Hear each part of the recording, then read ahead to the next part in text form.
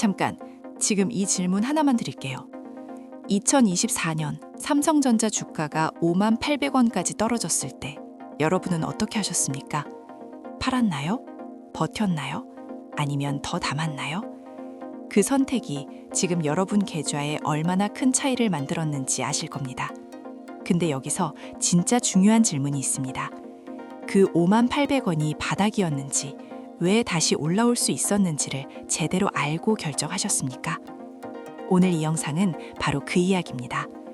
주가 차트가 아니라 그 뒤에 숨어 있던 한 남자의 10년 사투.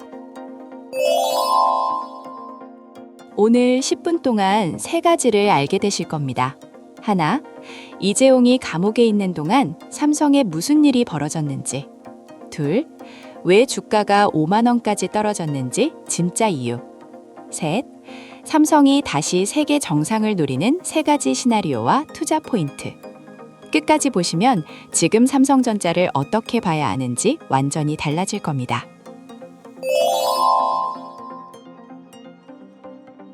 이재용 시대의 시작은 화려한 대관식이 아니었습니다. 2017년 2월 17일 구속. 대한민국 최대 기업의 총수가 국정농단 사건에 휘말려 수갑을 찼습니다. 1심에서 징역 5년, 2018년 집행유예로 나왔다가 2021년 1월 다시 재수감, 2년 6개월 실형, 그리고 2021년 8월 가석방, 2022년 8월 광복절 특별복권, 2022년 10월 마침내 회장 취임. 무려 5년 넘는 사법 리스크 기간입니다. 이 기간 동안 삼성에는 무슨 일이 벌어졌을까요? 표면적으로는 잘 돌아가는 것처럼 보였습니다.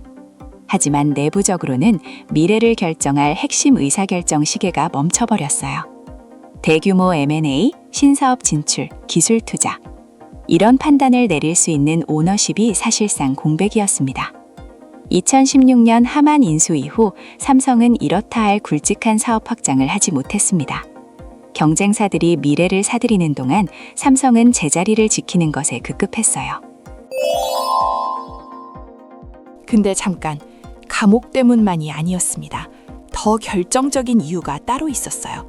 이 부분이 오늘 영상의 핵심입니다. 주가가 58,000원까지 추락한 진짜 이유, 감옥이 아닙니다. 기술 전쟁에서 졌기 때문입니다. AI 반도체 시대의 핵심이 뭔지 아세요? HBM, 고대역 폭메모리입니다. 엔비디아의 AI 칩에 반드시 들어가야 하는 메모리. 이 시장에서 삼성이 SK하이닉스에 완전히 밀렸습니다. 어떻게 된 일이냐면 삼성은 과거의 영광, 범용 D램과 낸드에만 안주하고 있었어요. 그 사이 SK하이닉스는 HBM 시장을 조용히 선점했어요. 엔비디아 HBM3 물량의 75%를 SK하이닉스가 독점했고 삼성은 여러 차례 품질 테스트에서 탈락했습니다. 그 결과가 주가 58,000원이었어요. 삼성 주주 입장에서 이 숫자가 얼마나 충격적인지 2021년 고점이 96,800원이었거든요. 불과 3년 만에 반토막이 된 겁니다. 이건 단순한 조정이 아니었어요.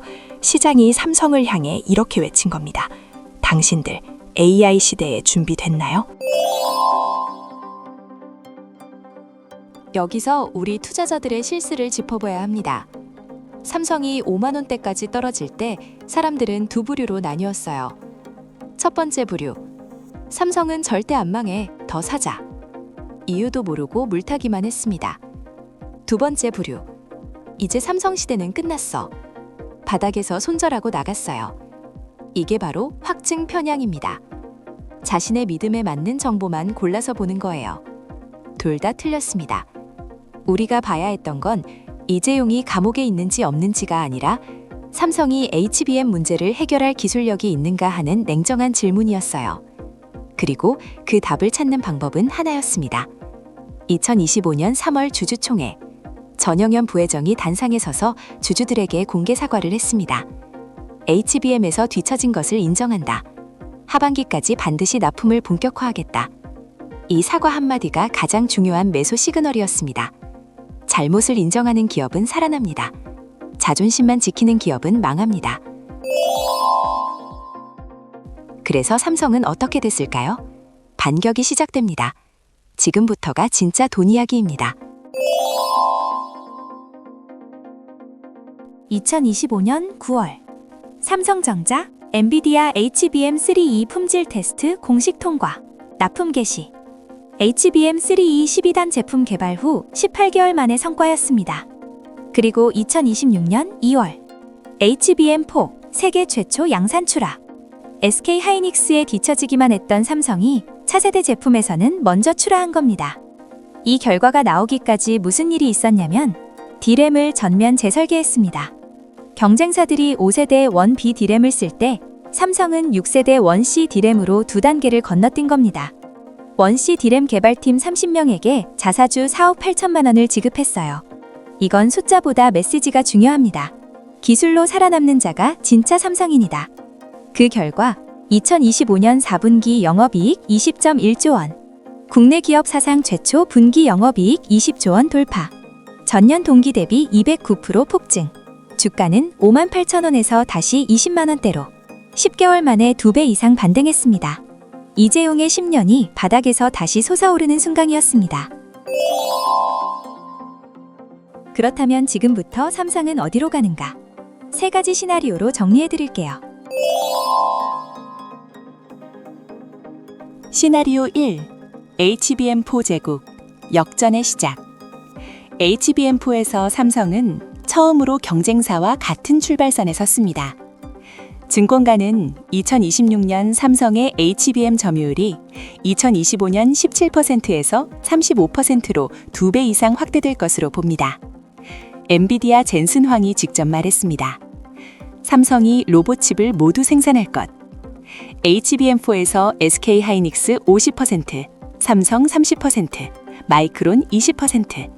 이 판도가 굳어지면 삼성 주가 목표치가 26에서 34만 원까지 제시되고 있습니다. 투자 포인트. 지금이 HBM4 모멘텀의 초입입니다. 시나리오 2. 파운드리 역전. TSMC를 잡을 수 있는가? 삼성의 또 다른 카드가 있습니다. 반도체 위탁 생산, 파운드리입니다. 2025년 테슬라와 애플의 파운드리 협업을 악정했습니다. 만성 적자였던 파운드리 사업이 2027년 흑자 전환을 목표로 하고 있어요. 2나노, 3나노 공정 수율이 안정되는 순간 삼성은 메모리 기업을 넘어 종합 반도체 제국이 됩니다. 이건 주가 20만 원이 아닌 30만 원을 넘는 유일한 열쇠입니다. 시나리오 3. 남은 리스크. 완전히 끝나지 않은 그림자. 좋은 소식만 말씀드리면 안 되죠. 2025년 2월 부당합병 항소심 무죄 판결이 났습니다. 이재용 회장의 사법 리스크는 상당 부분 해소됐어요. 하지만 주의할 것이 있습니다. 수십조 원에 달하는 상속세 문제, 지배구조 개편 과정에서의 주주가치 훼손 우려, 그리고 글로벌 반도체 경기의 사이클 리스크. 삼성 주주라면 실적만 볼 게 아니라 이 지배구조 이슈를 계속 모니터링해야 합니다. 오늘의 핵심, 한 문장으로 정리해 드릴게요. 이재용의 10년은 삼성이라는 거함이 침몰 직전에서 AI라는 새로운 바다로 방향을 튼 가장 고독하고 처절한 항해였다. 58,000원의 굴욕은 삼성에게 독이 아닌 약이 됐습니다. 그 굴욕이 없었다면 D램 전면 재설계도, HBM4 세계 최초 양산도 없었을 겁니다. 투자에서 가장 중요한 건 이겁니다. 공포가 극에 달할 때 그 공포의 원인이 해결 가능한지를 판단하는 것. 삼성이 5만 원일 때 그 판단을 냉정하게 하셨나요? 이걸 연습하는 것. 그게 진짜 투자 실력입니다. 댓글로 여러분의 삼성전자 경험 남겨주세요. 그 5만 원대 어떻게 하셨는지 궁금합니다. 머니노드 구독 눌러주시면 다음 분석도 가장 먼저 보실 수 있습니다.